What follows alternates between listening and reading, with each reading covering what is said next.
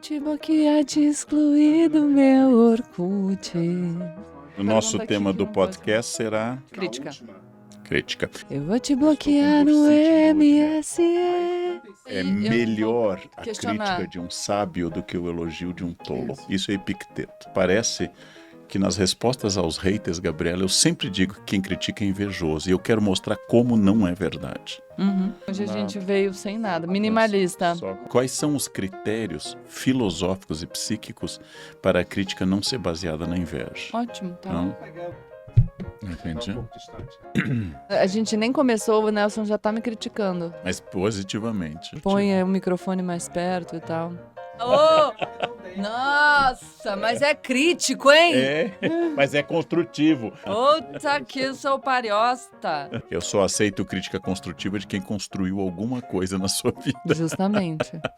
Eu tenho uma história que eu vou compartilhar hoje. Uma crítica duríssima que me fez sofrer muito na época, mas que mudou a minha vida de uma maneira muito positiva. Nossa. Mas você acha que toda crítica que revela como você é visto necessariamente contém algo que pode te ajudar a pensar a forma como você se apresenta para o mundo, ou às vezes ela está muito associada à questão interna do outro, que é algo sobre o que você não tem controle, aí seria um dispêndio de energia? Calma, não responde. Porque agora a gente vai rodar a vinheta. Platitudes, com Gabriela Prioli E Leandro Carnal. Entendeu a minha pergunta? O que eu acho assim... depois a gente volta pro começo, mas tem crítica que chega e mesmo que ela seja injusta, ela te diz algo sobre como você está sendo visto, e aí é uma coisa na qual você pode atuar. Então, tô fazendo um bom trabalho, as pessoas não estão vendo. Como é que eu atuo aqui sobre a minha produção para melhorar a comunicação daquilo que eu produzo? Ok. Mas acho que tem um outro espaço, que é quando a crítica comunica uma questão interior do emissor da crítica, sobre a qual você não tem poder nenhum. E às vezes, penso eu, a gente se desdobra muito, gasta muita energia pensando sobre uma coisa em relação à qual a gente não tem controle, que é o outro, a vida do outro, o trauma do outro, a frustração do outro. E aí é um desperdício de tempo. Conhecendo ou não, você nunca tem controle. Primeira reflexão de base psicanalítica freudiana.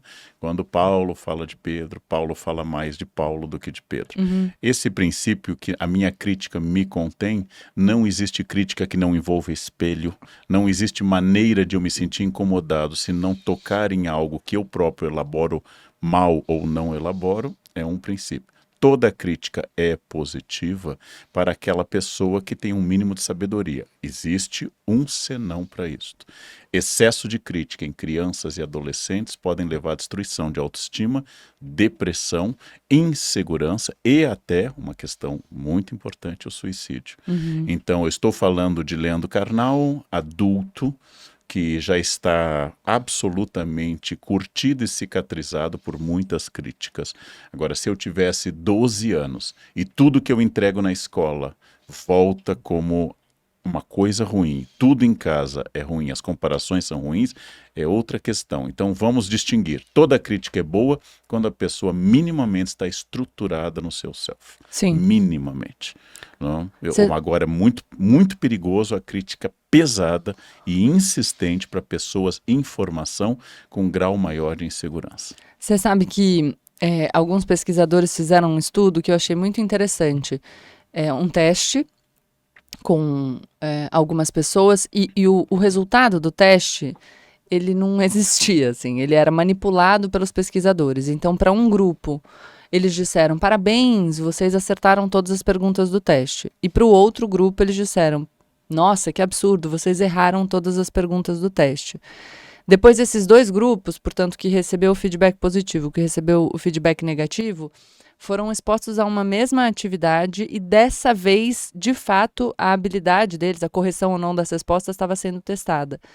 O primeiro grupo acertou muito e o segundo grupo errou muito, mostrando que o impacto da crítica positiva ou negativa na primeira etapa do teste foi importante para condicionar a performance deles na etapa posterior, mostrando que o feedback negativo operou um efeito perverso e eles continuaram errando porque não tiveram confiança suficiente. Eu fiquei pensando, Karnal, e não é a primeira vez que a gente fala sobre isso, mas que tem toda uma história da positividade tóxica, mas às vezes a gente precisa lembrar que a negatividade também pode ser tóxica, e que se a gente ouve o tempo todo, principalmente quando a gente está falando de pessoas em formação, o quanto você é ruim, o quanto aquilo não é suficiente, e acho que a gente tem uma questão evolutiva que é de focar no negativo, né? Enfim, considerando o tempo que a gente viveu como caçador-coletor, você precisava prestar muita atenção na ameaça, porque senão a gente não conseguia prosperar. E aí a gente ainda traz esse traço de evolução, então a gente tem uma tendência a focar no negativo. E a gente aprendeu que a educação devia ser uma educação de disciplina e que pontuava os aspectos negativos. Mas aí, com o estudo do comportamento humano, a gente tem aprendido que talvez isso seja a pior das estratégias. Porque esse indivíduo em formação que o tempo todo recebe um feedback negativo, portanto, que não tem na avaliação do seu desempenho um raciocínio sobre o equilíbrio desse feedback, como você pode também pontuar o que é bom, acaba levando essa crítica quase como um determinante para o seu desempenho futuro. Aquela história da profecia autorrealizável, né? A pessoa me diz que eu sou ruim, que eu sou ruim, que eu sou ruim, que eu sou ruim, e eu vou interpretando o papel que me foi atribuído. É muito importante pensar nesse princípio do Hipócrates, retomado pelo Dr. Hahnemann, que a diferença entre remédio e veneno é a dose. Então, se eu digo a uma criança que tudo que ela faz é lindo, e qualquer porcaria feita é recebida com entusiasmo de uma obra-prima, eu vou induzir a uma falsa noção de si, e essa falsa noção de si vai reproduzir um pouco no adulto a ideia de que eu sou genial, um pouco essa síndrome de Dunning-Kruger que acaba se tornando uma coisa perigosa.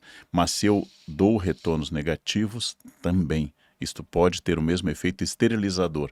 Então, uma coisa é formação de crianças e adolescentes. Eu devo elogiar em público, criticar no privado. Ao criticar, eu devo buscar algo que seja bom. E se o trabalho da escola foi entregue no dia, este já é o primeiro ponto positivo. Se o conteúdo não estava tanto contente, eu vou indicar, aqui você acertou. Nesse ponto, você poderia dar ainda mais empenho para demonstrar ainda mais sua capacidade. A técnica aqui em RH e em feedbacks nós chamamos de sanduíche. Eu falo um elogio, uma crítica e um elogio. Funciona e funciona bem. Agora, eu preciso saber como educador que eu tenho um comportamento. Outra coisa, lidando com adultos. Atraem-se mais moscas, diz um naturalista romano, com mel do que com vinagre. Então, se eu sou apenas crítico e tóxico, eu estou manifestando minha visão de mundo. Agora, é muito difícil, e um terceiro elemento que nós não tocamos ainda, o ambiente tóxico, cáustico e destrutivo das redes sociais, onde o anonimato promove uma espécie de covardia moral, lembrando que a nossa Constituição permite a livre expressão, mas proíbe o anonimato. Sim. Esse anonimato de fakes permite que a maldade das pessoas possa ser externada. Então eu tenho que pensar, em primeiro lugar, se eu quero não dialogar com esse caráter tóxico, às vezes programado, às vezes espontâneo, seria bom que eu publicasse e não desse direito a ninguém comentar nada. Mas eu gostei muito da sua fala, e isso revela um grande educador, quando você falou, olha, eu tenho que corrigir a prova e dizer, isso aqui não tá bom, isso aqui tá bom, isso aqui não tá bom, poderia ser, porque aí tem uma diferença importante da crítica construtiva e da crítica que não é construtiva. A crítica que objetiva construir, ela promove caminho, ela propõe caminhos. Então, isso eu acho interessante a gente pensar. Você chegar para uma pessoa, para um aluno e dizer, o trabalho que você me entregou está uma porcaria, como que eu melhoro? Assim, cadê a proposta de construção? Tá uma porcaria por quê? No que eu falei? Ele poderia ser mais profundo, ele está mal organizado, a minha redação ficou deixou a desejar, eu tenho um problema de apresentação ou de conteúdo. O que eu acho é que quando a gente pensa em fazer a crítica construtiva, e aí dá para pensar na educação das crianças, dá para pensar inclusive também quando a gente está falando com adultos, tem uma proposta. Né? O que eu acho que poderia ser feito diferente? E aí, quando você começou falando aquela frase de caminhoneiro, eu vou aceitar uma crítica construtiva de quem já construiu alguma coisa, É claro, e eu acho muito importante dizer que não é, que uma pessoa precisa ser uma sumidade no campo que eu atuo para ela poder ter um insight valioso sobre aquilo que eu estou fazendo. Mas também é importante a gente, quando vai criticar, pensar que talvez a gente ignore o espaço sobre o qual a gente está falando. Então, se eu trabalho com comunicação e eu vou falar para um médico, por exemplo, que eu acho que ele não está sendo bom o suficiente na hora de transmitir, de comunicar um diagnóstico para um paciente. Eu tenho um conhecimento? Tenho, sobre comunicação, mas eu não necessariamente conheço aquela realidade, ou a dificuldade do diagnóstico, ou quão severo ele precisa ser na transmissão da mensagem para que a pessoa entenda a gravidade daquilo. Enfim, cada campo tem as suas particularidades e por isso é importante não só que a pessoa criticada não se sinta absoluta, não preciso receber crítica nenhuma, mas que a pessoa que vai criticar também não se sinta absoluta no saber, como se só ela tivesse o caminho correto para aquilo ser aperfeiçoado. Então, talvez pensar na crítica mais como troca e menos como imposição. E eu falo isso porque eu vejo muitas vezes, na internet principalmente, que a crítica virou mecanismo de autoafirmação e não de melhoria. Porque se eu penso em aperfeiçoar um produto, ou um serviço, ou um comportamento, o meu objetivo, ele implica gentileza. Eu chego para você, eu estou falando sobre o seu trabalho, que é uma coisa muito relevante na sua vida, a forma como você se apresenta publicamente. Se eu chegar com 5 pedras na mão, te confrontando publicamente, no meio dos comentários, te ofendendo, obviamente você não vai levar isso de um jeito positivo. Isso não vai contribuir para a melhoria do seu conteúdo. Então, o que eu penso, às vezes, é que as pessoas estão perdendo um pouco a mão na reflexão sobre o objetivo daquilo que elas falam. O que é que eu quero com isso?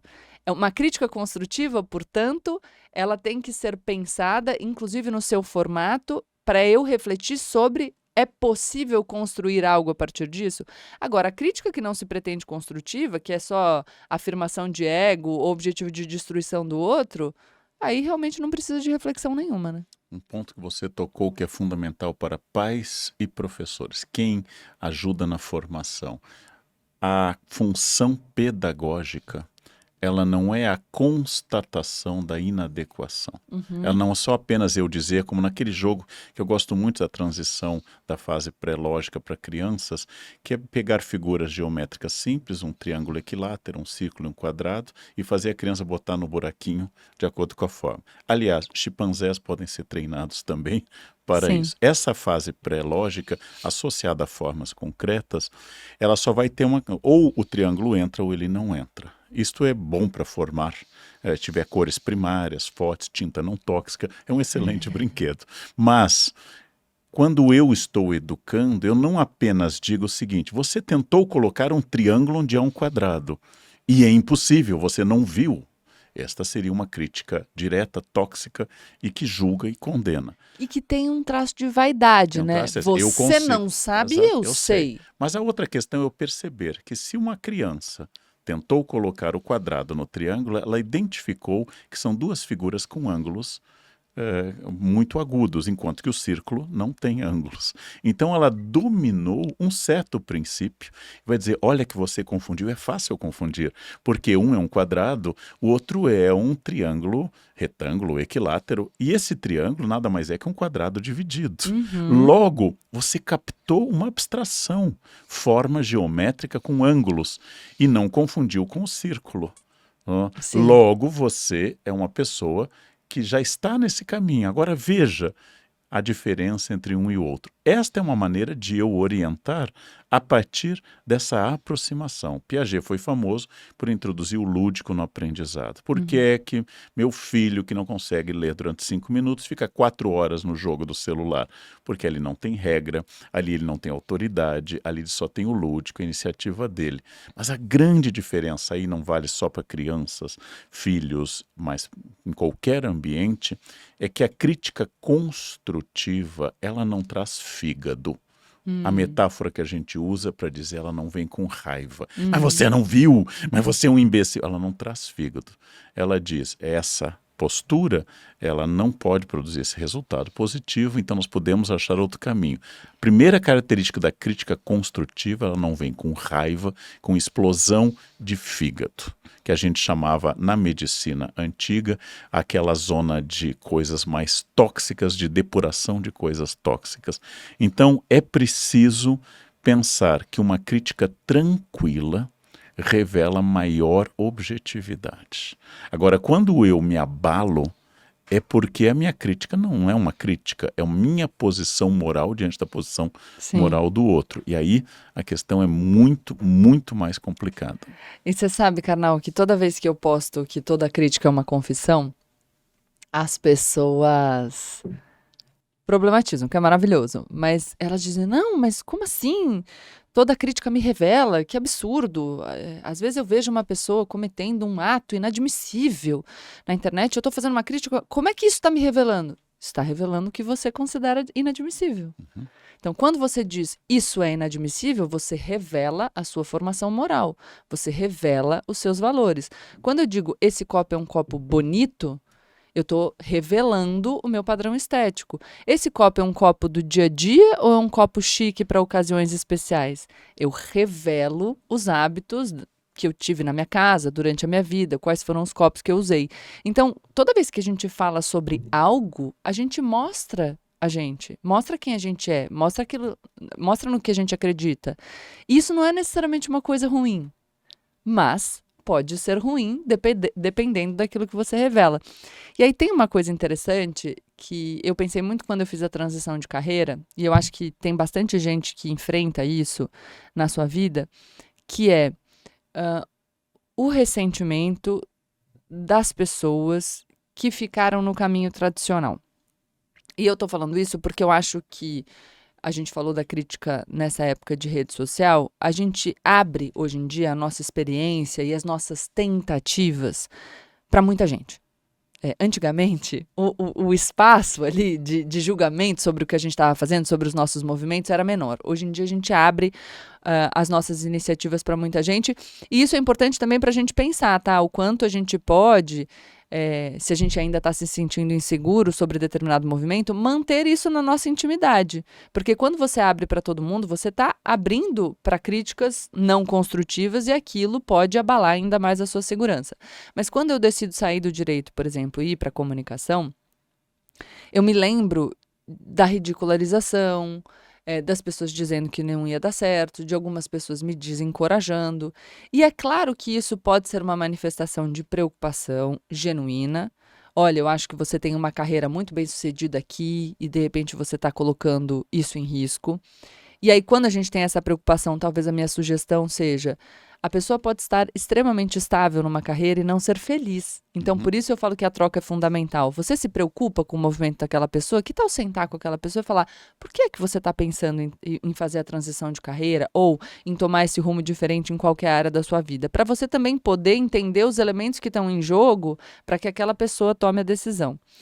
Mas tem um lugar que eu acho que a gente precisa compreender, que é: na nossa vida, todo mundo, tá? Eu não tô falando só das pessoas que ficaram na carreira tradicional, não. Todo mundo.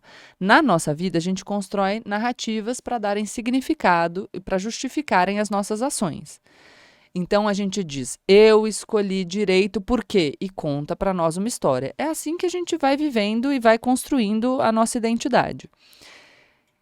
Quando, eventualmente, você está insatisfeito com o caminho que você tomou, muitas vezes a gente constrói uma narrativa de única alternativa possível. Então, eu adoraria ser um professor pop, como Leandro Carnal, dentro de mim. Mas eu não admito aquilo. Porque me disseram que não era possível, porque me falaram que esse não era um caminho correto, porque eu acho que eu não vou conseguir. Então, eu fico no caminho do magistério tradicional e digo para mim que este é o único possível, que este é o único moralmente válido, que este é o único correto. Quando alguém, principalmente alguém próximo, você costuma dizer, a gente não se sente mal pelas conquistas de Alexandre o Grande, né? A gente se sente mal pelas conquistas de quem está ali perto da gente. Quando alguém está ali perto da gente e faz um movimento muito diferente daquilo que a gente considera o razoável, isso questiona a nossa narrativa sobre a nossa vida. E por isso que muitas vezes essa crítica vem de maneira muito violenta. Estou dizendo isso porque você tem uma família que segue determinado caminho, todo mundo faz mais ou menos a mesma coisa, e de repente você decide que vai fazer um giro. É natural que você encontre resistência, porque aquelas pessoas construíram uma narrativa na qual aquele seu movimento é impensável, é impossível, é incorreto. E construíram essa narrativa para justificar as suas próprias existências. Então, e aí vale para os dois lados. Se você enfrenta uma crítica, ou um movimento crítico muito intenso, pensar se não é pelo fato de que você está fazendo muito diferente, questiona as certezas daquelas pessoas sobre a sua própria vida, e de outro lado, se o movimento de alguma outra pessoa te causa esse incômodo muito forte, pensar se aquele movimento não te revela algo sobre o seu desejo. E isso ajuda a gente a prestar atenção no que a gente recebe ou não, o que eu pego ou não para pensar a minha própria trajetória. Então, o primeiro dado que eu acho que você está trazendo é que se a crítica, reforçando o que foi dito até aqui, por mim, por você, se a crítica vem muito pesada ou muito cheia de adjetivos e movimenta muito a emotividade, ela pode revelar muito mais do que qualquer outra crítica. Eu acrescentaria uma segunda regra para isto. Cuidado ao criticar quem conseguiu mais do que você em algum setor. Então, eu estou lutando por um êxito financeiro e eu vou dizer que Bill Gates é um homem sem escrúpulos. Cuidado, cuidado ao criticar quem conseguiu mais do que você, porque pode ser, não necessariamente, que você esteja traduzindo uma vontade de atacar o que se destacou mais, uma vontade que revela uma dor, um sentimento negativo, uma paixão negativa, que pode ser inclusive inveja. A terceira questão, que eu acho muito importante, se a crítica pode indicar um caminho que apareceu muito na sua fala, ou seja, eu não apenas digo que fulano é assim, eu estou dizendo ele seria mais feliz, ele atingiria mais seus objetivos se ele tivesse pensado dessa forma. Quando eu estava na faculdade, ainda durante o regime militar, existia um grupo político que sobreviveu à repressão, e esse grupo político era muito forte naqueles inícios dos anos 80. E um colega filiado a esse grupo queria que eu me filiasse. Eu nunca me filiei nem a um grupo, nem a um partido, nem a nenhuma agremiação política. E ele dizia que eu seria alienado se não me filiasse, que a minha vida seria vazia se eu não me filiasse, que eu seria uma pessoa totalmente a serviço do fascismo se eu não me filiasse. E eu perguntei para ele, então a única chance de eu ser feliz é ser como você? E ele, talvez porque não se fosse tomado por um espírito muito querido, sim. Nesse caso, é uma crítica tão narcisista, e tão querendo assim, se você se parecer comigo, minha escolha tem sentido. Mas aí, para mim, fica muito clara a história da narrativa, porque olha que interessante, para você não ser alienado, ser antifascista e trabalhar pelo bem da comunidade e das pessoas, não basta só se filiar, né, Carnal? Então, o que eu quero dizer é, o que ele construiu como significado para si mesmo? A filiação resolve todos esses problemas. A filiação me torna moralmente superior. Ele constrói essa narrativa porque é uma narrativa fácil, inclusive. A única coisa que eu preciso fazer para garantir que eu sou uma pessoa boa é me filiar. E quando você diz, não, pera, a filiação não muda automaticamente o seu status. Você precisa trabalhar efetivamente, você precisa fazer coisas. É absolutamente possível que eu não seja uma pessoa alienada, vazia, e que eu contribua para o bem-estar das pessoas e da comunidade não sendo filiado. Então esse não é essa não é a pedra de toque, mas a narrativa dele para si mesmo era essa. Então, quando você propõe uma alternativa, o problema dele não é você não se filiar. O problema dele é que, ao não se filiar e dizer que é absolutamente possível não ser alienado mesmo sem a filiação, você vulnera a convicção que ele tem sobre a própria existência. É que as adesões simbólicas, teatrais, essas adesões, elas costumam ser as mais fáceis. Eu tenho consciência se eu usar uma camiseta com a famosa foto de Che Guevara. Ou eu tenho consciência política se eu usar uma camiseta da seleção brasileira. Ou eu sou consciente a partir de uma camiseta, um uniforme, um slogan que garanta a minha adesão. E quem não usa isto não é tão consciente e assim por diante. Nesse caso, a crítica também é uma maneira de eu mascarar uma falta de sensibilidade, sutileza ou gradação no universo. Porque a crítica torna tudo plano, tudo direto e tudo absolutamente comum. E isso é uma das coisas mais fortes para as pessoas. Adesões simbólicas, imagéticas, de uniforme e de slogans e assim por diante. Ou eu sou intelectual porque estou na universidade. Eu sou mais sábio porque falo difícil. Eu sou mais elegante porque uso roupas que não uso roupa curta. Entendeu? Eu estou tentando transferir para várias outras áreas. Ou eu sou uma pessoa distinta e moralmente razoável porque eu não canto determinados tipos de música. Então, todas essas convicções muito rígidas vão fazer com que a pessoa não consiga entender um caminho diferente. E aí estão presas ao status quo, e por isso que eu digo, se você faz algo que é inovador, é natural que exista resistência, porque não é só que a inovação, que o caminho novo e inexplorado, ele seja difícil, porque você vai ter que capinar ali, para abrir, né, espaço.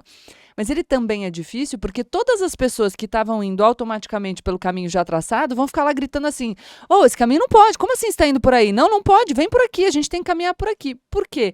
Elas seguiram aquele outro caminho que já estava aberto sem refletir e criaram para si uma história, uma narrativa para justificar as suas existências sem criatividade, de que aquele era o único caminho possível. Então, quando você vai pelo outro, aquilo questiona as certezas delas sobre a vida. E a gente gosta muito de ter certeza sobre a vida. Eu não tô falando só dos outros, não. Tô falando de mim.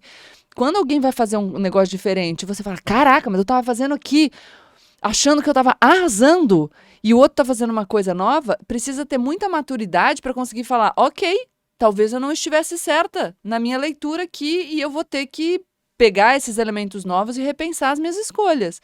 E aí isso diz uma outra coisa. Eu vi um estudo muito legal de gente estudando francês, e mostrava que os alunos que estavam no nível inicial lidavam muito mal com a crítica. Preferiam o reforço positivo do que a crítica daquilo que eles erraram. Até para escolher se eles iam continuar estudando francês ou não. E a galera do nível avançado preferia que o professor apontasse o equívoco para que eles pudessem se aprimorar. Aí fiquei eu pensando, será que quando você está no começo, você quer o reforço positivo para sentir que você é capaz de continuar, e quando você já está em determinado nível, no avançado, você prefere a crítica que aponta o seu erro porque você já está seguro bastante do seu avanço? Ou será que só chega no avançado quem consegue lidar com o apontar dos próprios erros? Eu acrescento um outro depoimento sobre aprendizado de francês. Eu segui um curso de francês por muitos anos e nós tínhamos duas categorias de professores. Professores formados em letras francês brasileiros e professores franceses. Para a prova oral, muito decisiva no curso, nós sempre preferimos os franceses. Porque os professores brasileiros que tinham francês fluente, você dizia, il est tel, eles tinham uma crise... E falavam algo metendo a língua fricativa no meio dos dedos. E os franceses nos ouviam falando erradamente e riam, porque todos eles ouviam erradamente, inclusive os professores. Que estavam... Então nós aprendemos que uma pessoa segura do seu conhecimento é um melhor professor. Mas tem uma coisa do brasileiro também, né? Cordial, todo passional e tal. Tudo vai para a esfera pessoal, não tem, Karnal?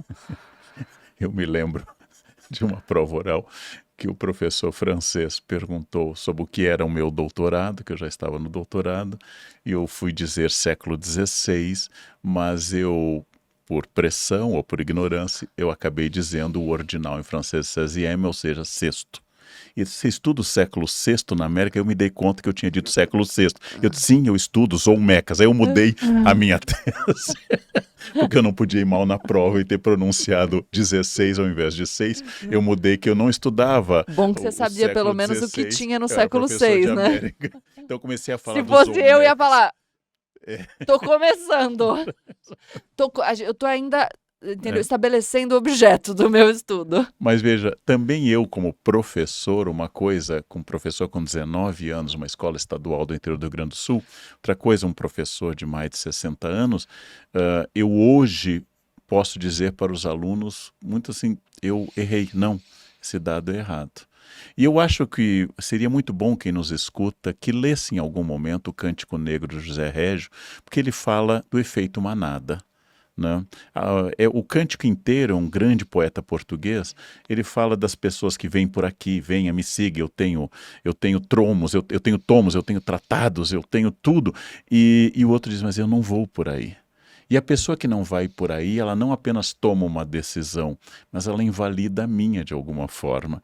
Então, quando eu pedi exoneração da universidade, bem próximo da aposentadoria, os meus maiores críticos foram as pessoas que tentavam entrar em concurso público e não conheciam. E eu estava recusando o Santo Grau.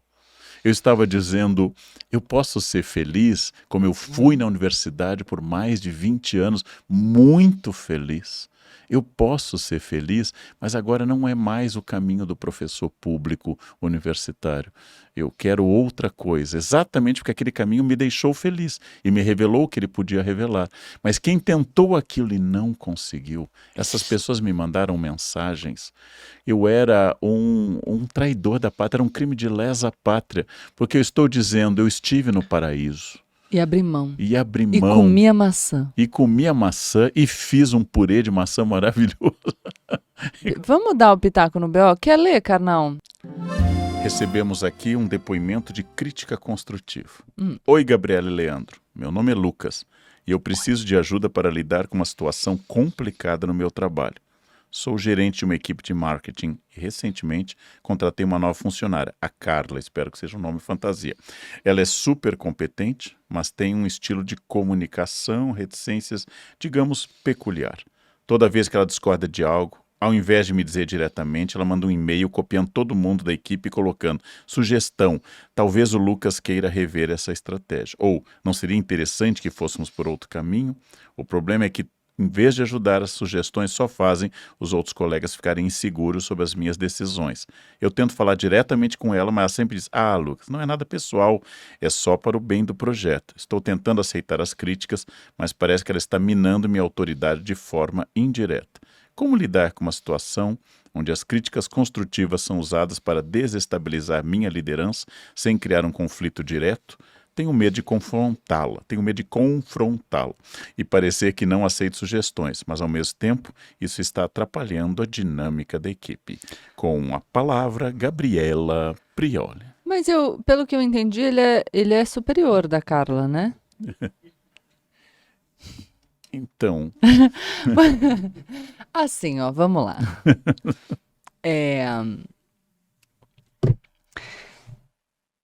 Eu sei. E eu também fico, às vezes a gente fica, pô, será que eu tô sendo arrogante, presunçoso? Não ouço as críticas, sou uma pessoa rígida demais, não tô disposto a mudar, etc. Mas se você tem determinado cargo, de chefia principalmente, penso eu, Lucas, que você está sendo cobrado por esse cargo. Então a responsabilidade sobre o desenvolvimento do projeto, ela pesa muito mais sobre você do que sobre a Carla. E aí, quando você é o responsável por determinada tarefa, você tem mais responsabilidade sobre aquilo, você também precisa poder estabelecer o seu modelo de comunicação, a sua forma de gestão do projeto. Porque não se trata, me parece, de um caso em que a responsabilidade ela é compartilhada. Você tem um cargo de chefia e, por ter um cargo de chefia, é você quem responderá pelo direcionamento desse projeto. Então, se te parece que a forma dela de comunicar as sugestões é equivocada, você precisa comunicá-la de que na sua equipe não é desse jeito que as coisas são feitas, de que ela tem liberdade para fazer as suas sugestões, desde que ela siga o modelo que você que é o chefe, estabeleceu para que essas comunicações sejam feitas, e se eventualmente ela não se submeter àquilo, eu acho que não é uma pessoa que deva estar na equipe, porque ela está causando, enfim, insegurança, desconfiança e prejudicando um projeto que, reitero, vai ser cobrado, cujo o resultado vai ser cobrado de você. Então, eu entendo que de vez em quando a gente se ressinta de hierarquias, e eu sou uma pessoa que estou sempre aqui para falar sobre horizontalidade, sobre como a gente tem que trocar, e eu acredito verdadeiramente nisso. Mas subir no cargo, aceitar um cargo de gerência, ele não é só bom.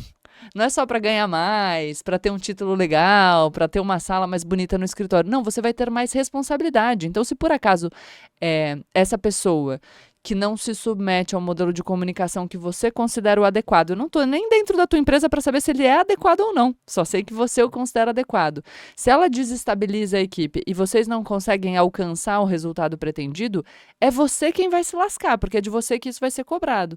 Então, eu acho que com delicadeza e gentileza, de uma maneira não hostil, ela precisa ser comunicada que as coisas não funcionam daquele jeito, e se ela infelizmente não conseguir se adequar, talvez o lugar dela seja em outra equipe.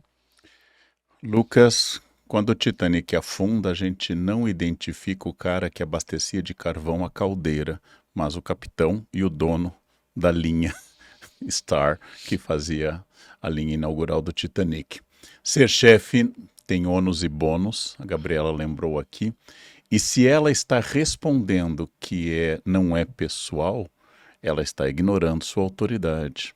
E se você não consegue impor sua autoridade, é muito interessante, Lucas, que ela está obtendo o que ela quer. Ela está minando sua autoridade. Se eu fosse CEO que visse alguém que não consegue coordenar uma equipe, eu diria, vou promover a Carla e rebaixar o Lucas. Ai, coitado do Lucas. Não, porque ele não tá certo. ser líder e ser chefe não é fácil. Não, É não. muito mais fácil obedecer. Então eu vou chegar e dizer, nós temos uma cultura na empresa. Eu já dei palestras em muitas empresas e a cultura da nossa empresa é que essas críticas podem ser boas, feitas a mim, e eu vou considerá-las.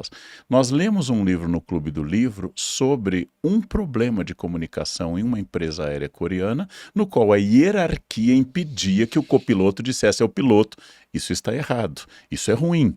Mas a outra coisa é o copiloto pegar o microfone e dizer a todo mundo do avião, Olha, nós tá estamos fazendo uma caindo. cagada, hein? nós estamos caindo porque o piloto é uma Ah, capivara.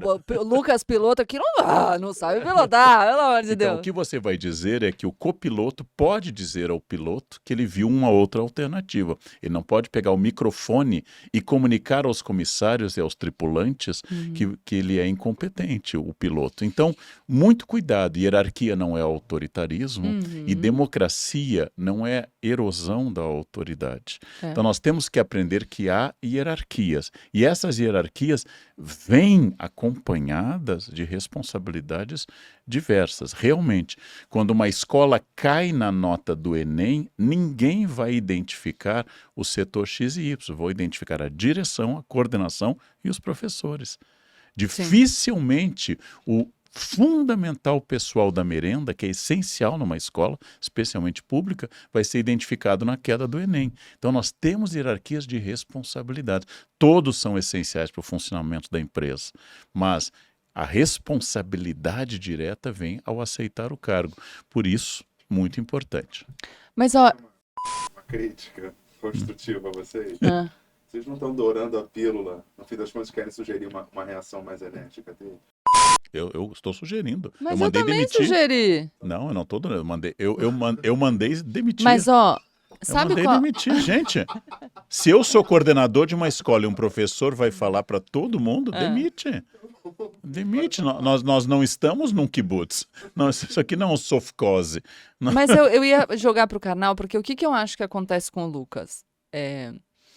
Muitas vezes, o crítico que não tem a sua crítica acolhida acusa o sujeito sobre o qual recai a crítica, o Lucas, de ser uma pessoa, ai, você não aceita crítica, você acha que você é perfeito. Digo isso porque muitas vezes a gente está nas redes, a pessoa faz uma crítica, eu digo, não acho, discordo, acho que XY, você acha A, eu acho B. A pessoa diz, ai, você não aceita crítica. E você fala, não, aceitar a crítica não é o mesmo que acolhê-lo. Eu posso ouvir o que você tem a dizer, pensar sobre aquilo e considerar que eu continuo certa. Só que, muitas vezes, se a gente não tá tão seguro, e eu acho que isso acontece com todo mundo, talvez até com você, Karnal, que é uma pessoa muito elevada, evoluída, que é, de vez em quando, parar pra pensar assim, pô, será que eu tô pensando com clareza? Ou será que eu me deixei levar pelo autoapreço aqui, que eu tô sendo... eu quero achar uma palavra, mas quando tô sendo o quê? Não sei, perdi a palavra. Mas será que eu tô confiando demais nas minhas convicções e tô deixando de ser aberto a críticas que eventualmente me fariam bem? Você, às vezes... Porque eu acho que o ponto do Lucas, o que ele diz é... Cara, eu não sei se eu tô correto de achar que ela deveria fazer diferente ou se isso é o meu ego ferido se manifestando. A insegurança dele tá aí, entendeu? E às vezes é difícil a gente também ter clareza para dizer, não é o meu ego, isso está errado e eu preciso me impor. Então, como chegar nesse lugar de entender qual crítica que eu devo pegar e entender o quanto eu posso rechaçá-las? Eu acho que aqui teria que distinguir nesse depoimento o quanto daquilo que o Lucas fala diz respeito à manutenção do posto dele. Se for isto, é um caminho ruim. Porque o objetivo da empresa não é manter o cargo do Lucas. O objetivo da empresa é o sucesso dela na sua sustentabilidade financeira e outras sustentabilidades, inclusive trabalhista, social e ecológica. Então, a grande questão é que eu não posso responder para preservar meu cargo. Eu tenho que entender que minha função é preservar a sustentabilidade da empresa na qual estou inserido.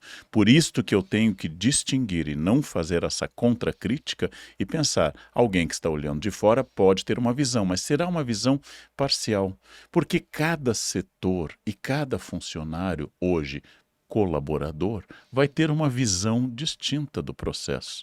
Então, de fato, existem realidades e que talvez só as pessoas de cima possam ver, existem realidades que só a trincheira lá embaixo vai ver. Perde muito o diretor, CEO, gerente, que não for a trincheira. Tudo mudaria, eu já disse em palestra, se o dono do banco fosse para o caixa no 5º dia útil uma vez por mês. Tudo mudaria se o dono do supermercado fosse observar. É um setor muito oscilante de acordo com a liquidez do mercado, ou seja, entrou o 13º, o mercado enche, se ele pudesse observar na trincheira. Mas eu devo saber que se eu, Leandro, estou no caixa passando produtos, a minha visão vai ser esta. E esta é uma visão importante, mas ela é parcial. Então essa visão geral e estratégica é que caracteriza uma chefia. Então acolha todas as críticas individualmente. Acolha, porque vocês servem à verdade e não à vaidade. Mas selecione, por isso que chefia não é o mínimo múltiplo comum das opiniões. Muita gente acha que chefia democrática é assim. A Gabriela é a favor do podcast mudar de nome, o Nelson é a favor, o Igor é a favor, eu como chefe, então, a maioria. Então não precisa de chefia. Bastaria fazer votação entre os funcionários para essa estratégia. A chefia vai dizer, a Gabriela é a favor da manutenção, eu vou pensar nas sugestões e eu vou então tomar uma decisão, porque a decisão final é responsabilidade do cargo. E diante disso você está sozinho. Você ouve todo mundo. E ele você acabou está... de dizer que ele é chefe de todo mundo aqui? Então, eu vou pedir um aumento. Eu perceberia nesta Vamos conversar sobre salário? Vamos conversar sobre o salário. Eu vou dobrar o que você está ganhando aqui. Quer nada. Vai continuar R$0. E eu vou introduzir uma variedade matemática. Obrigada, canal. Aliás, chefão. Eu acho que dá para quadruplicar. Nossa, que sonho esse chefe. Você sabe que o 0 na elemento multiplicativo é sempre igual a 0. Não, mas e as pessoas falam, nossa, que gênios, estão ganhando muito dinheiro. A gente até tá, mas não aqui. O Karnal... Fale por você, eu tô na luta, minha filha. Eu tô na luta. Ô, Karnal, mas assim, você... Alguma hora você sente assim, tipo... E aí, será que eu tenho que me recalibrar? Porque eu sinto. Eu sou uma pessoa muito confiante, vou fazendo as minhas coisas, acredito. E às vezes eu paro e falo, cara... será que tá certo, que eu devo me manter nesse caminho? Ou será que eu tapei os meus ouvidos para críticas que poderiam ser valiosas? Você se pergunta de vez em quando? E eu fico feliz porque toda vez que eu refaço esse raciocínio, eu penso que isso é um bom sinal. Que refazer o raciocínio sobre, ok, devo dar ouvidos ou não devo dar ouvidos, já é um sinal de que eu tô refletindo sobre aquilo. Então eu me sinto mais tranquila. Ou você, não. É tão difícil, Bela. Eu vou pegar exemplo histórico. Napoleão é um gênio, porque na Batalha de Austerlitz ele tomou uma estratégia, seguiu uma estratégia absolutamente inovadora de bombardear lagos congelados e de atrair inimigos mais fortes, como se ele estivesse se retirando de uma colina muito estratégica. Tem na Apple TV a série Napoleão. O filme.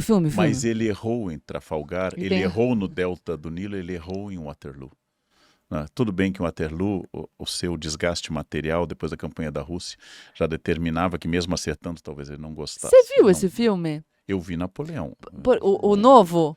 Eu vi um filme porque Napoleão. agora e vi o francês muito da década de 20, porque agora que você está falando, esse é um ponto importante no filme para quem não viu, porque mostra Austerlitz, mostra como a inovação dele foi o critério da vitória, e aí depois essa confiança exagerada é posta como negativa, exatamente. tipo, mas entendeu? Às vezes vai dar certo, às vezes não. Por que um Steve Jobs, que eu li uma biografia quase oficial dele, cresceu? Porque ele negou o senso comum, negou as soluções mais fáceis, mas a mesma genialidade que o trouxe até ali o leva a ser demitido da própria empresa que ele fundou, porque é como se eu precisasse de duas personagens, uma para construir e outra para administrar. Uma na conquista, outra na colonização. E são coisas diferentes, né? Então é muito difícil, porque alguém que acertou, eu ouvi isso, eu trabalhava para um dono de um banco, e ele dizia, eu construí isso aqui nasceu de uma ideia minha. Né? Então é muito difícil. Lá na Unicamp nós tínhamos um pacto em função de um colega que usava muito esse argumento, eu sou fundador. Então nós fizemos um pacto com o nome deste professor dizendo, quando nós começarmos a andar pelos corredores dizendo, eu fundei isso aqui, os colegas vão bater no ombro, é hora de ir para casa. Porque um grande problema, porque um péssimo conselheiro para eu pensar, já que estamos falando de crítica à realidade, é o fracasso. E outro péssimo conselheiro é o sucesso. Um me rebaixa e o outro me exalta. Ou seja, fudeu, não tem saída. Se a gente fazer um resumo aqui, que eu acho que fica bom, porque a conclusão que a gente chega é que ninguém vai conseguir chegar para você com uma receitinha dizendo, essas críticas você deve pegar, essas críticas você deve rejeitar. Acho que um bom caminho é pensar que a responsabilidade pelas suas escolhas recairá sobre você, assim como a responsabilidade pela gestão recairá sobre o Lucas. Então, você precisa pesar a crítica, pesar o elogio, pensar no que você deseja e fazer o que você acredita. Porque se recairá sobre você, se ninguém vai chegar ali depois para falar, gente, deixa eu partilhar essa responsabilidade, olha, Karnal estava pensando no que fazer. Eu fui lá aconselhar. Karnal seguiu o meu conselho e deu errado. Então, Karnal, estou aqui para partilhar com você dessa responsabilidade. Não acontecerá, galera. Não acontecerá. Então, sente aí o que te faz mais confortável. Vai alimentando a sua autoconfiança sem tirar completamente o pé do chão. Mas eu acho que tem um outro movimento. As pessoas acham, às vezes, que alimentar a autoconfiança é sempre tirar o pé do chão. Então, que você precisa sempre se subestimar. E quando você subvaloriza as suas capacidades, isso também é tirar o pé do chão, tá? Pode ser pro positivo e pro negativo. Quando você se superestima ou quando você se subestima, são dois descolamentos da realidade. O legal é você ir medindo as suas capacidades e reavaliando de tempos em tempos e ir tomando as decisões, pegando as críticas que você acha que podem te acrescentar e deixando as outras de lado. Não haverá receita comum para todo mundo, né? Mas eu diria, sem receita, que toda crítica é válida, não porque ela seja correta, mas ela manifesta um tipo de comunicação. Quando Nelson Rodrigues, conservador politicamente e ousado moralmente, fala sobre a passeata dos 100 mil no início do governo militar no Brasil, ele diz, não vi nenhum flamenguista na passeata. E o que ele está dizendo?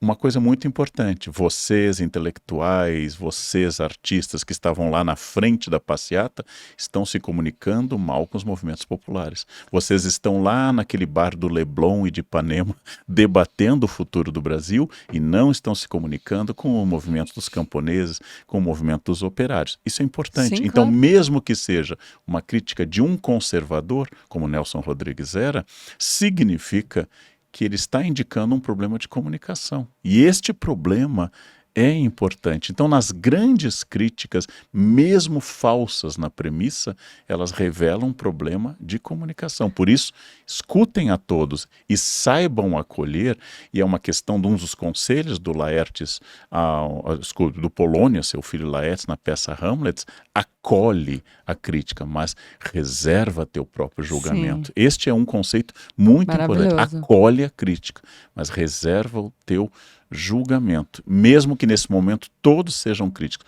Todos os críticos praticamente chamaram os impressionistas de pessoas com problemas de visão, porque não viam com clareza os limites do Sim. desenho.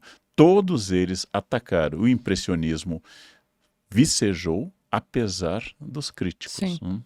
E talvez se a gente usasse o exemplo do Lucas para pegar o BO e trazer para a nossa discussão, a crítica que a Carla faz sobre o desenvolvimento do projeto talvez não te revele coisas importantes sobre o desenvolvimento do projeto, mas te revela uma coisa importante sobre a sua forma de gerir a equipe.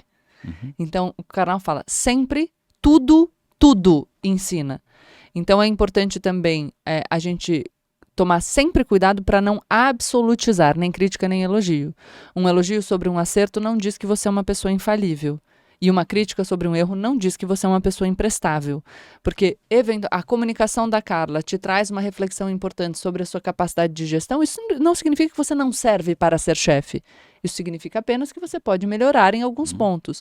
Você ter sucesso num projeto não significa que você deve ser o dono do mundo. Isso significa apenas que você teve sucesso num projeto. Então, de novo, nem superestimar, nem subestimar. Mas a gente tomar cuidado para manter esse equilíbrio. Porque se a gente também não naturaliza o se sentir potente, mas naturaliza o se sentir uma bosta, é difícil porque as pessoas não conseguem desenvolver seus potenciais. E falando de crítica, eu disse que ia contar uma história. Porque eu acho muito importante, a gente pessoaliza muito as coisas e tende a olhar com muita ressalva para a crítica negativa.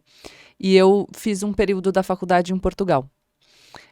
Fui para lá estudar, eu nunca tinha tido a chance de ir para a Europa, foi a minha primeira vez, porque o Karnal sabe, vocês também sabem provavelmente que eu tive uma infância sem recursos materiais. E aí eu fui fazer esse intercâmbio em Portugal e na época eu tinha um namorado. E ele foi viajar para lá e falou, vamos fazer um mochilão, viajar um pouco pela Europa. Eu também tinha dinheiro para ficar em Portugal, não para viajar. E aí eu aproveitei e fui meio na rabiola, ali na rabeira. E a gente foi viajar pela Europa e em determinado momento, no fim da viagem, o meu computador estava no porta-malas do carro junto com todas as outras malas e o carro foi roubado. Roubaram o meu computador. Na época não tinha essa coisa de nuvem, eu não tinha os meus trabalhos da faculdade salvos num pendrive. E eu perdi tudo. E eu ia voltar para o porto onde eu morava, então eu estava no caminho de volta, e eu tinha poucos dias para entregar um trabalho de uma das disciplinas. O que eu fiz? Um trabalho que nem o meu nariz. Trabalho ruim, bem ruim. Sabe, uma junção de uns textos que eu achei ali na internet, parafraseados, uma coisa ruim, uma qualidade horrorosa. E entreguei, porque na minha cabeça, poxa, eu tinha feito um trabalho bom, roubaram meu computador, eu tenho poucos dias, estava aqui viajando, nunca tinha tido a chance de viajar pela Europa. Perceba que eu construí toda uma narrativa para justificar aquela porcaria que eu estava entregando. Entreguei o trabalho e fui apresentar o trabalho para o professor. E ele deixou, Karnal, eu apresentar o trabalho todo. E quando eu acabei, ele olhou para mim e falou que o meu trabalho era medíocre, que eu devia ter vergonha de entregar aquilo, que eu estava tirando a chance de uma outra pessoa que pleiteou aquela vaga e queria estudar ali. Mas assim, ele acabou comigo. Não gritou, ele não me ofendeu, mas ele acabou com a minha raça. E eu lembro, Karnal, da sala. Eu lembro do corredor, eu lembro da sensação, eu lembro de tudo. Foi uma coisa horrorosa que mudou para melhor a minha vida. O meu rigor. Na pesquisa e na minha entrega depois daquilo, a minha autorresponsabilização pela minha entrega depois daquilo, você me conhece, acho que eu até dei uma exagerada para lá, mas mudou de um jeito, porque eu conseguia me ver. Ah, mas eu não pude vir para a Europa. Ah, mas é minha chance. Ah, mas é minha primeira vez. Ah, mas eu fui assaltada. Eu tinha todas as justificativas. Eu já contei essa história aqui? Agora eu tô pensando se eu já tinha contado. É porque quando a gente falou do atraso, eu tinha tudo para ser a vítima, para ser a injustiçada. Como assim ele me expôs? Não tinha ninguém na sala, mas ele me expôs, pro assistente dele e tal. Eu tinha tudo para não usar esse momento para melhorar. E eu era uma menina, e eu fico muito orgulhosa dessa menina que pegou aquilo, assim, engoliu, chorei, me senti um cocô, pisoteado, mas falei, nunca mais eu vou passar por isso. E esse cara, eu não sei, acho que ele nunca vai ouvir o meu podcast, eu não lembro o nome dele, eu até tentei procurar na internet, porque ele dava aula sobre franquia, lei de franquia, lá na Universidade do Porto. E a minha vontade era de mandar uma mensagem para ele e agradecer, porque eu tenho certeza que para ele aquilo não foi fácil. Olhar, porque dar uma crítica pesada dessa não é fácil. É ruim. Falar que uma coisa tá errada é ruim. Falar que não tá bom é ruim. Não é gostoso. Ninguém gosta. Quer dizer, sei lá, talvez alguém goste, mas eu pelo menos não gosto. Então eu sei que aquilo deve ter sido difícil para ele. Mas ele ter tido a coragem de me dar aquele feedback duríssimo, mas que eu precisava escutar, mudou a minha vida.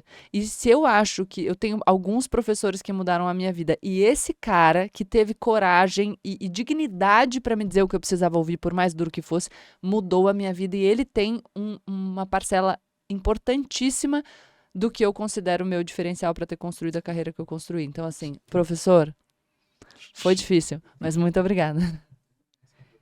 Eu não sei. Ela disse eu não lembro. Mudou a vida dela, foi um anônimo. Não, eu não lembro. Imagina, o Nelson tá aqui falando, ele deve ter nome. Eu tava falando isso. Eu saí daquela sala, Nelson. É que assim, agora eu tô contando, eu não consigo, mas assim, carnal. Sabe o... Você foi pro pátio interno? Exposta, me sentindo pelada na Praça da Sé, uma coisa horrorosa. Foi horrível, mas foi bom. Mas curioso, porque você transformar essa crítica justa e dura em elemento de alavanca é porque você tinha onde se amparar.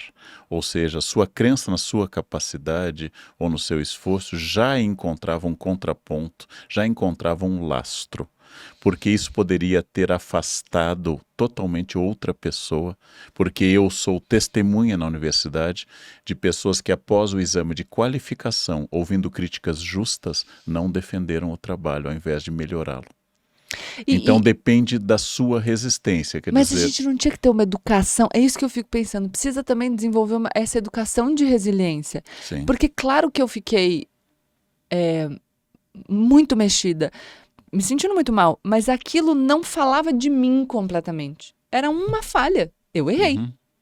Eu errei em algumas escolhas, eu errei naquilo especificamente. Eu não era uma pessoa ruim. Eu tinha cometido um erro. Pois é, mas você já tinha essa autoestima, porque poderia ser que sem essa autoestima, esse professor tivesse barrado sua carreira acadêmica. E você não estaria fazendo doutorado hoje se essa crítica tivesse eliminado sua capacidade de crer. E como que a gente resolve?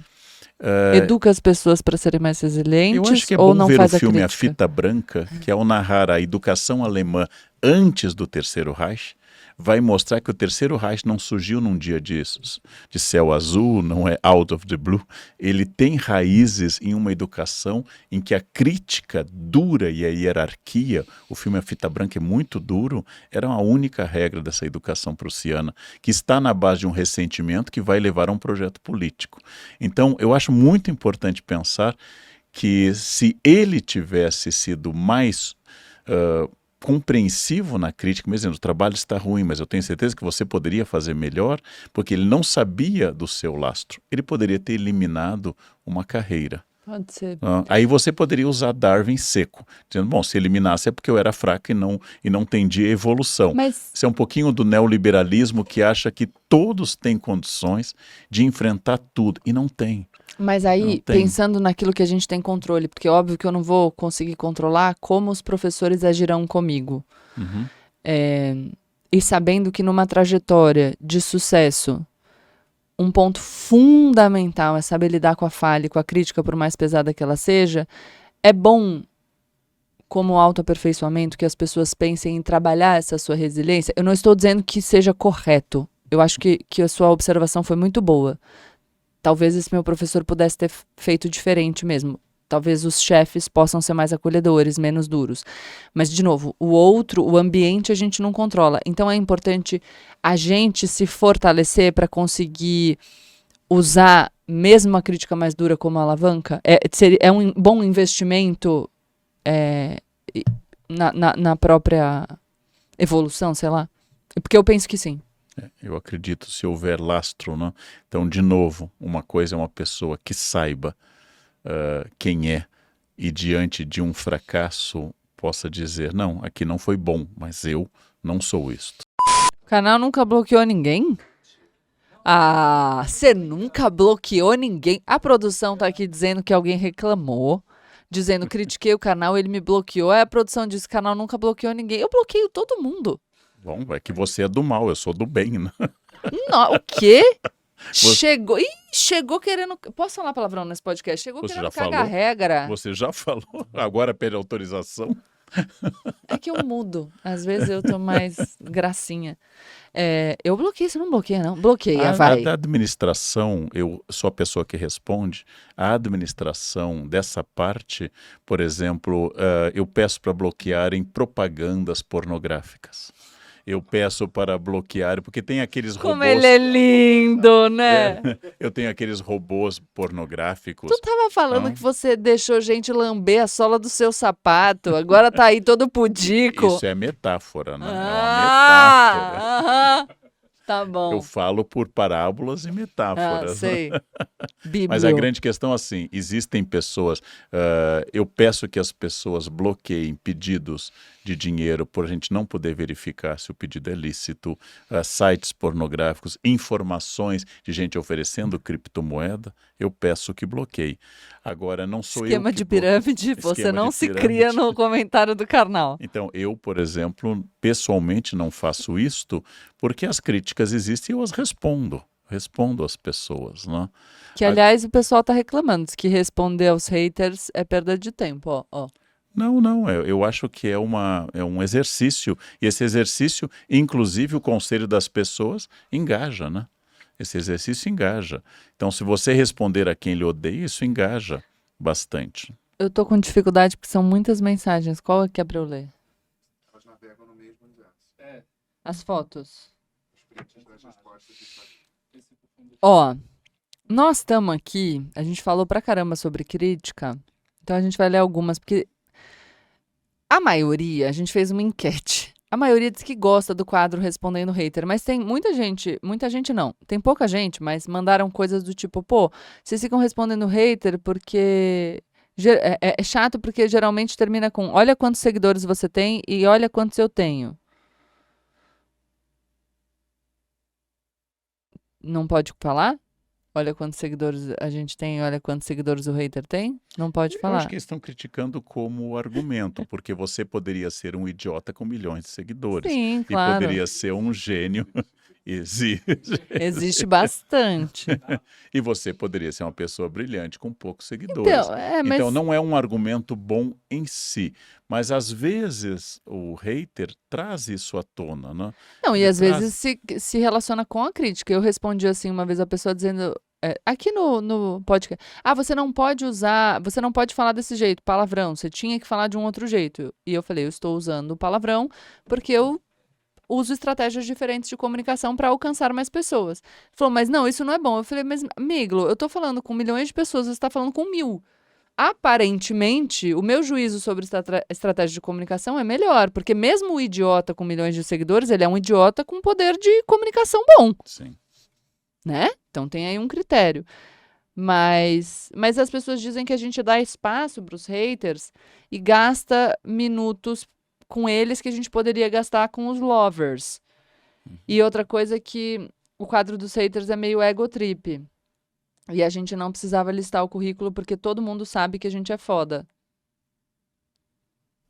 Nem todo mundo. Eu li É aqui sempre bom eu dizer li que a aqui gente é uma bom. crítica que eu fiz há bastante tempo de uma viagem aqui em Kardashian, no qual eu não lembro do número. Na época eu lembrava quando eu falei. Havia algo como milhares de fotos de uma viagem. E que hoje eu faço viagens e eu não tenho mais condições de criticar porque eu posto fotos. Bom, eu acho que eu nunca postei milhares de fotos. Eu nunca fui a pessoa que entra no barco e fotografa. Estou entrando no barco, aí O senta que no é um barco. erro, né? Porque você é um criador de conteúdo. Mas eu não gosto de fazer isso o tempo todo. Mas O tempo deveria. todo. Tempo Eu é gosto dinheiro. de, eu gosto, por exemplo, de fotografar uma cena bonita e publicar. Você não tirou Agora, nenhuma foto minha hoje. Uma cena nenhuma. bonita. E eu acho que eu não cheguei a esse ponto de milhares de fotos de uma viagem, mas reconheço. Há coisas que eu criticava no passado e que era falta de experiência com isso. Então, eu acho hoje, eu diria o seguinte, eu diria de outra forma, eu errei ao fazer simplesmente essa crítica. Eu diria, se a Kim Kardashian quer publicar 35 mil fotos dela entrando no barco, ela é livre e eu sou livre para não acompanhar o perfil dela. Porque não me interessa acompanhar tanta foto de alguém. Eu tô fazendo pose pra você tirar sua foto de uma coisa linda hoje. De pin-up. Mas eu voto, não pelo fim, mas talvez pelo Respondendo Haters não ser um quadro, assim, permanente. A gente vai responder o hater só quando a gente tiver um hater muito criativo. Um hater bom. Isso já hater, elimina uma grande parte. um hater com conteúdo. Porque eu senti que eles estavam se tornando muito repetitivos. A gente ficava fazendo ego trip afirmando o nosso valor porque não tinha nada, né? Sommelier de hater vai ser. O quadro vai ser sommelier de hater. Você que é hater, se você quiser ter o seu comentário lido, apresente uma boa casta de uvas, apresente na taça adequada. É isso aí. A gente vai Senão, responder. Não vai ter vez, tá bom? Então, um beijo pra você. E esse foi mais um episódio de Platitudes com Gabriela Prioli e Leandro Carnal. Tan, tan, tararam. 67 minutos. Sem tirar de dentro. Na minha idade, eu contaria a piada da Kenga na escola. A professora pergunta ao Joãozinho no 5º ano: o que você vai ser quando crescer? Vou ser milionário, vou ter carro de luxo e uma Kenga que eu vou sustentar com 200 mil por mês. E aí pergunta: e você, Maria? Eu queria ser médica, mas agora eu quero ser Kenga do Joãozinho. Eu acho que essa piada clássica ilustra que a bipolaridade moral é efetiva. Eu acho que tem críticas muito boas, mas eu, sinceramente, se tivesse que fazer aqui uma estimativa de porcentagem, eu diria que 90% das críticas que a gente recebe não estão dentro desse espaço da construção. Curiosamente, toda crítica é boa, mesmo a injusta. Sim, sim. Porque ela vai revelar como você é visto. E mesmo a rancorosa e invejosa, a má origem não invalida o conteúdo da crítica. Gabi, eu tenho não, posso falar? A caixinha de pergunta é a melhor coisa. Aqui, ó. Gabi, aceita Pix? Meu sonho é te fazer um Pix sem nada em troca. Eu aceito. Você é só pra Gabi? Manda. Mas manda um bom. Não vai me fazer um Pix de 0,1, né? Uma música bem melacueca, eu acho que poderia ser Endless Love. Endless Love é Lionel Rich. Ou então Memories do musical Cats. Vai. Do Ferrugem. Every move Ferrugem, além de ser óxido de ferro. Pedro Prega. De hoje? Críticas.